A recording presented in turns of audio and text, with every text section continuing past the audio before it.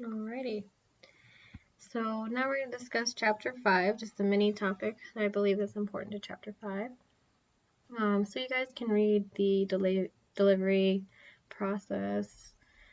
You guys can read also reflexes. I think it'd be kind of hard to do reflexes over online on a lecture PowerPoint. It's more easier to see in person and have a child with you. So some of the videos I think in the reading quiz go into that as well. So what we'll talk about for chapter 5 when it comes to the newborn infant is childbirth and bonding.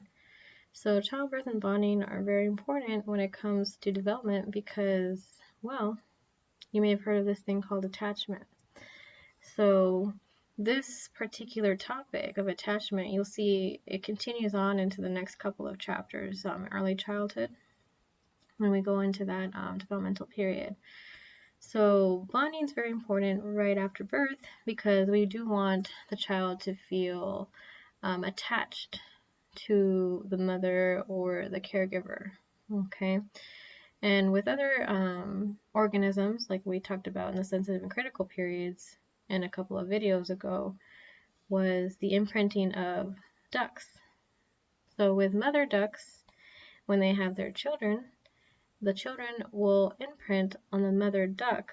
So typically the first object that they see of a baby duck typically will be the mother, and they'll imprint on her. So they'll follow her around, want to spend time with her and those different types of things. So it's very similar when it comes to human organisms. I wouldn't say it's just as the same as ducks, but we do develop some form of attachment to the person that we spend the most time with, okay? So overall, we do want to have the mother-infant bond to continue to be strengthened in this specific period right after birth. And that can happen a lot of different ways. So obviously spending time with the child, but we do see that one of the most critical ways that we can influence the mother-infant bond is by skin-to-skin contact. So you may have heard of that before where, maybe if a child's distressed, an infant, maybe a couple weeks old or a couple months old, typically skin-to-skin contact actually calms them. So part of that reason could be the feeling of warmth, but could also be as well when you're feeling something warm, you're also comforted by that. Also hearing maybe a heart rate. So when you have the infant pressed to your chest, they can also hear that as well, and that could also be comforting to them. So overall, we do see with the mother-infant bond is that it's biologically influenced, this attachment that happens, and there's critical and sensitive periods for this type of development to occur. We do want to see within the first, weeks that a mother and infant have bonded. And this can be a bonding experience, like I said, through physical contact, breastfeeding practices, co-sleeping practices, and those different types of behaviors.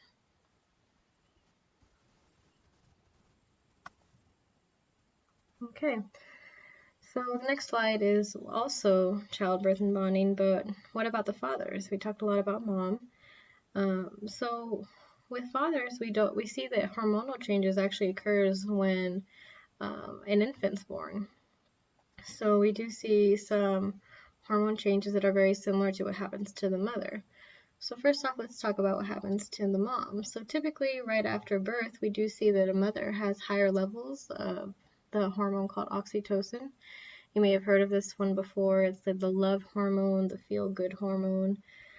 So this oxytocin actually will stimulate uterine contractions as well. So during the birthing process, that makes it a lot easier for women to go throughout the delivery method. And then we also have with oxytocin that it also stimulates breast milk reduction as well. Okay. And then women who do have more oxytocin levels, we do see that they have more calm and relaxed mood after birth, and also more attached to the child. Okay. So fathers also experience these same hormonal changes as well. But we do see a slighter increase in prolactin in females overall. And prolactin is more specific to stimulating milk production. Also with fathers, because of the similar hormonal changes that happen, we do see that fathers show a decrease in testosterone levels.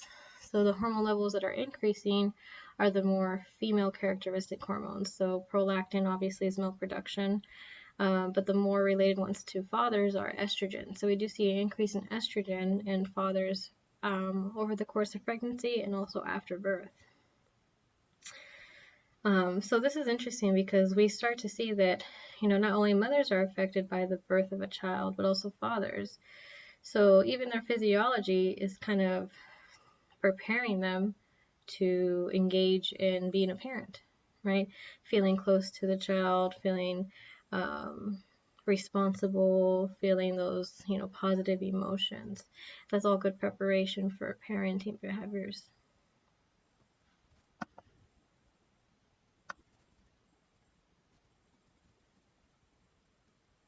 All right. So I just want to make sure that we got everything we needed out of that last one. Okay. So what do newborns need from their mothers and also fathers? Well, they need to feel secure and trust, and you'll see that more as we go throughout the chapters through the psychosocial theory of Erik Erikson. So his first stage that you'll see in later chapters, I think it was also in chapter 2, is his psychosocial theory of development, and his first stage was secure versus mistrust. And this has a lot to do with how children are attached to their caregivers. So as I said, attachment is very important. So the bonding experience, feeling positive emotions towards the child, but also how the child also feels about you. So we want the child to feel secure, trust, taken care of, comforted, and that all has to go back with attachment. So this one right here, this is Harry Harlow, and he actually did an experiment in the early beginnings of attachment theory. So Harry Harlow, interestingly, didn't do it with humans, but he actually did it with rhesus monkeys. So they're very small, smaller monkeys, and he was interested to see what would happen if monkeys were raised a certain way. So he had two different conditions. So he had rhesus monkeys. They were infants, okay. And he had one condition where the rhesus monkey was exposed to a mother that was artificial. So it wasn't a real monkey, but it was appearing like a monkey. So it had the same kind of structure, and it was made out of wire. Okay. And then they had another condition in this experiment where they had the infant rhesus monkey exposed to the same wire mother, but they actually put cloth around it. So this soft cloth was wrapped around the wire, and he was interested to see what would happen with these two different things. So what he found throughout his experiment is that the monkeys who were growing up with the wired mothers and did not have cloth, they actually showed different temperament. So they actually showed more irritability, more tantrums, and they're also less interested in the mother itself. And they were also less likely to feed off the mother. So what he did with both of these wire mothers is they had an attachment that was a little milk bottle, I guess you could say, that was attached to these mother monkeys. So what we found is that in this Harley Harlow experiment, in the wire mothers with cloth, more rhesus infant monkeys were spending more time with the wire mother, and also were more interested in her. So the rhesus monkeys who only had the wire mother, they really wouldn't spend a lot of time touching her or anything like that. But the rhesus monkeys that had the cloth would continuously go back to the wire mother. And then he also did another condition where there was no bottle feeding at all. And what he found is with the bottle feedings is that there was conditions where he had the wire mother and then a bottle to the side and then a cloth mother with the bottle to the side.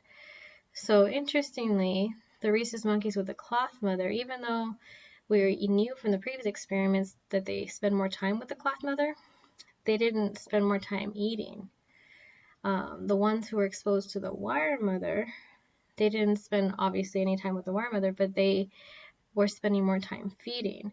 So what they showed in this experiment is that the rhesus monkeys who had the cloth mother, they spent more time with the wire mother even though they had access to a bottle. So that's basically showing that comfort or attachment could be more important than feeding itself, even for survival reasons.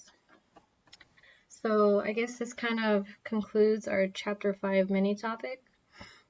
So let me know if you guys have any questions. Other than that, please make sure to do your quiz, your test, and your discussion for this week.